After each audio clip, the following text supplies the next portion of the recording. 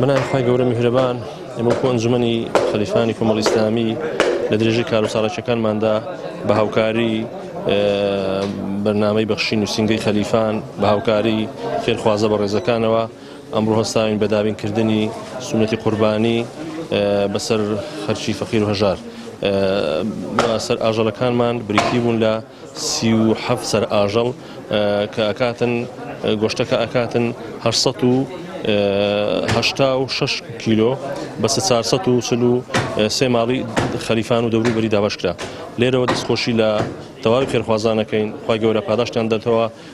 سپاسی خی بەروەردگارمان دەکەین لەسەر نیعمەتی ئیمان و ئیسلام و هەروەها ئەو مناسبە گەورە و خۆش و جوانەی کە مناسبەی جەژنی قوربانی پیرۆزە، گەرمترین و جوانترین پیرۆزبایی لە هەموو مسلمانانی جیهانەکەن، بە تایبەتی ملەتی کوردی مسلمانی مەزلوم لە سەرانسەری دنیادا.